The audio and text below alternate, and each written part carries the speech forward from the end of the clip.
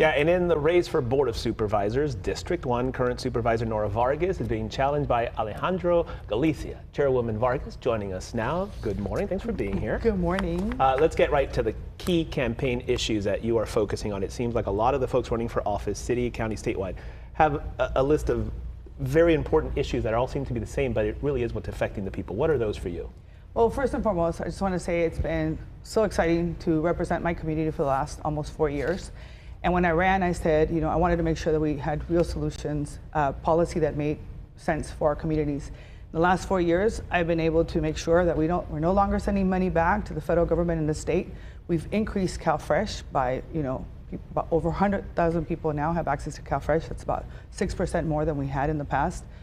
We've been really focused on, every youth in San Diego County has access to free transportation, public transportation, and that was one of my top priorities when I ran. So it's increased ridership by 92%, and really focused on making sure that we are, doing everything that we can so economic prosperity continues to be a top priority. And so my focus as we move forward continues to be focusing on our homeless population, right? One of the things that I'm really proud of is that I declared it a public health care crisis, but in addition to that, over 1,000 veterans now have homes, permanent homes. And so when we talk about the County Board of Supervisors actually getting things done for communities, we've been doing it, and I'm excited to be doing that work. You've obviously made progress in the 4 years that you've been in office. What is left for you to do? And, let's talk in particular about the homelessness. It's not solved. Absolutely. There's a lot of work to do. So yes. If elected, what else needs to be done in order to solve this problem once and for all? Well, I mean, for me, it's first of all, we need to make sure that everybody is housed, right? We need to continue to build housing. It's important. We also need to make sure that we've been working very closely with the governor to make sure that we have additional resources. Behavioral health is a top priority for the County of San Diego. $1.1 billion in our budget is going to be focused on Care Court, SB 1, SB 43, and Proposition 1. What does all that mean is that we're looking at different solutions, making sure we have programs that have alcohol and drug rehabilitation programs, making sure that people have somewhere to go when they are schizophrenic or when their families need help, right? So we are working on real solutions so that people are actually getting the resources that they need to be taken care of. So behavioral health is one. Our environmental and climate issues, right? As you know, I've been a champion of the Tijuana River Valley. The issues related to air, clean air and clean beaches shouldn't be a result of where you live. Your zip code shouldn't determine that, and so I'm really focused on that.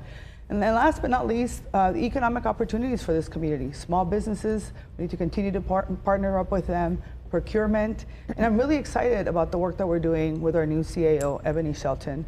We have 20,000 employees in the County of San Diego. I am really proud that we selected her as a board, and the work that we're doing to make sure that those 20,000 employees not only have the resources that they need, but the tools that they need to provide the best customer care for our communities. You mentioned the Tijuana River crisis. Obviously, that's a border issue with Mexico and that happening. Overall, the border issue is a major national problem, top of mind for many people. On the County Board of Supervisors, what power do you guys have to help that as you work with the state, with the city, with the federal government? How does all that come together to help the border crisis right now? Well, I always say to folks, people always talk about all these issues being federal issues, but in the end, they become local issues, whether it's immigration, whether it's environment. They become local issues because we are the public health care entity in the County of San Diego. We're the one monitoring the beaches.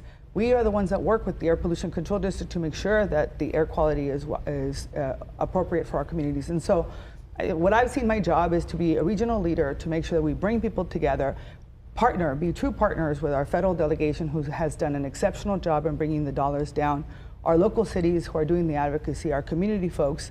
And so I'm going to continue to do that, right? I think you all know that a couple of months ago, I decided to do a pilot program where I said, we're going to do this pilot program. I got $100,000 so that we can put filters in people's homes so they can breathe clean air.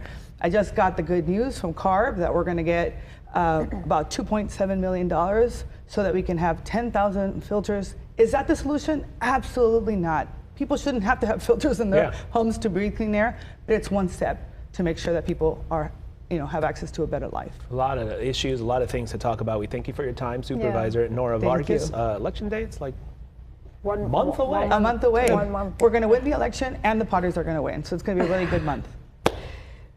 You say that, he has like this whole jinxie thing going on right the Padres now. are making me nervous, Nora. Thank you. And again, on Monday, Alejandro Galicia will be here on the Fox 5 morning show to talk about his campaign. Nora, we thank you again. Thank you.